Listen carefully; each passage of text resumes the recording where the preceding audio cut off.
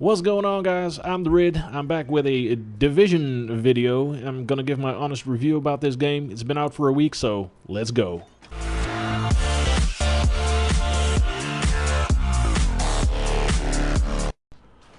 Alright guys, so this game has been out for a week, and I'm gonna give my honest opinion about this game. The good, the bad, and something else, maybe. I don't know. First of all, this game looks great. Seriously. The visuals, the scenery, the immersiveness, the overall feel of the game, it is really good. Seriously. Despite what other people may have said, I really like the games. Okay, so it's not 60 frames a second. Okay, that's a thing they could have stuck with. I don't know.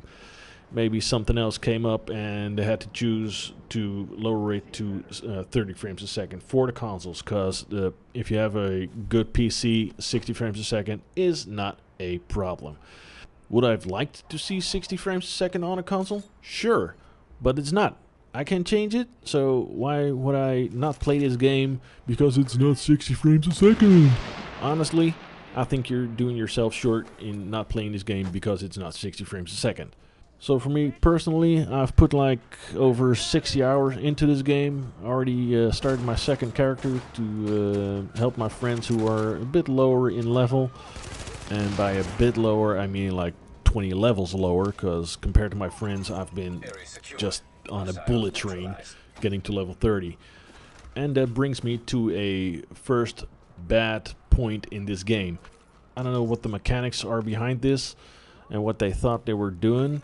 But, for instance, 3 friends of mine, they're all level 10, they're in a mission, and the enemies they're facing are, let's say, level 12. Now, they're already facing more enemies with 3 people than when you're alone, but okay. So there's a spot left in the squad, and I think, okay, let's join with my level 30 character. Immediately, the guys they're facing, who were level 12, those guys immediately become like level 24 or something. This is the one thing I cannot grasp, because I'm not the group leader, and you would assume that with me joining, the level would go up like 5 levels or something, so they have to face level 15 enemies. But no, their friend of level 30 joins, and they already face impossible enemies of level 24.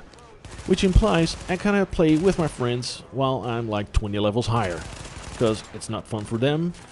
I gotta do actually most of the work. Plus, I have to divide my attention between enemies I have to kill and reviving those guys because they get shot with just one bullet, you know? And that's the one thing Ubisoft has to change for me. Because if they do not, it means that I have to wait for my friends to become level 30 so we can play together. Or make a second character, which I already said that I did, level it up to their level so I can play with them. And I hear you thinking, so what's the problem, Rid? You're making a second character, level it up, and play with your friends. I have to admit that is true, but why do I have to make a second character to play with my friends who are like 20 levels lower? Why not, when I join with my level 30 character who is totally leveled out, doesn't need any more XP, don't give any XP or, 10 XP just for the heck of it, but at least I can play with my friends. Now, okay, given I've got like weapons who could kill 5 enemies with just one shot if they were in a straight line, but that's not my point. I just want to play with my friends with just like one character, no matter what the level is. Alright, so moving on. The overall playability of this game. The third-person view. There are many people out there that say, okay, it's a shooter and it's third person, and a shooter should be first person, and I agree. But this is not a first-person shooter; it's a third-person cover-based shooter. And being set in that third person, I like it because it gives you more overview of the whole surroundings you're in. So you have the chance of reacting to what's happening around you, or seeing friends being shot, or where they are when they're down. which sort of means you can focus on what's happening around you while you're like reviving someone. And that's something that's a little bit more difficult in a first-person view, so I'm glad they chose for the third-person view. Alright, so the living world of The Division. The people walking around, birds flying, rats walking up and down the street, even a bird playing with a rat and, you know, trying to pick at its head or something. I don't know, there's a small video on that on the internet somewhere.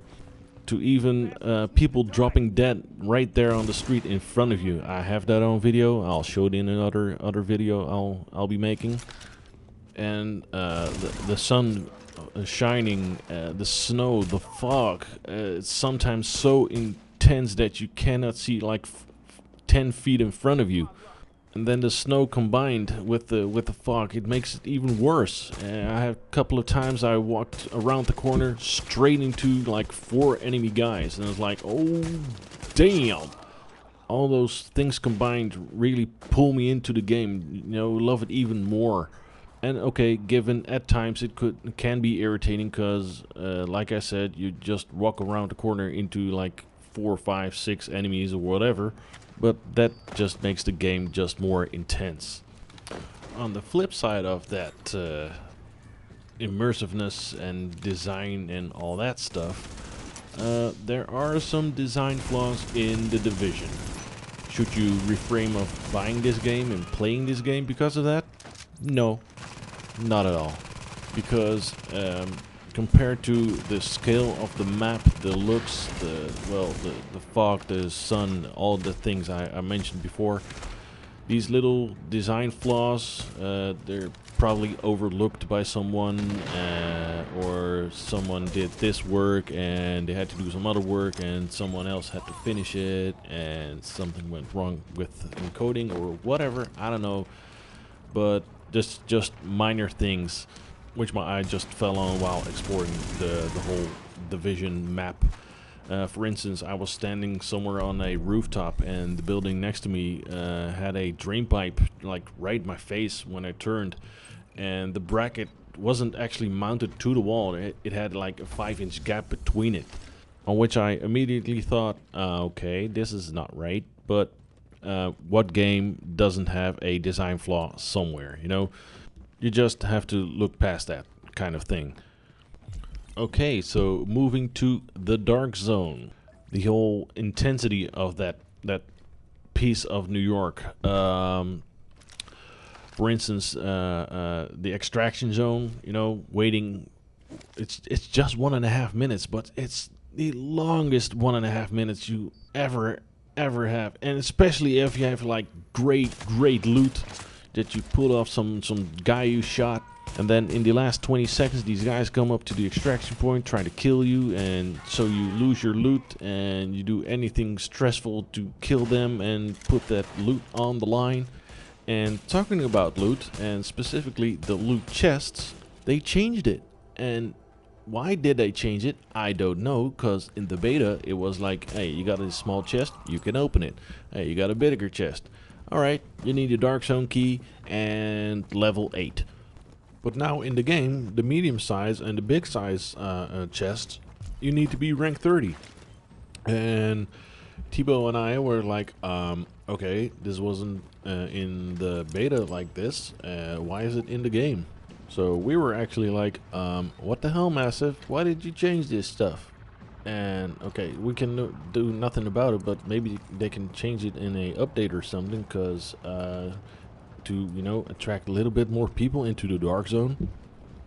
But then again, if they change it this way like they did now, to attract more people into the Dark Zone, so they be more frequently into the Dark Zone, to work harder to get to that rank of 30 and to be able to open those chests, yeah, I can see that point of view. So yeah, okay.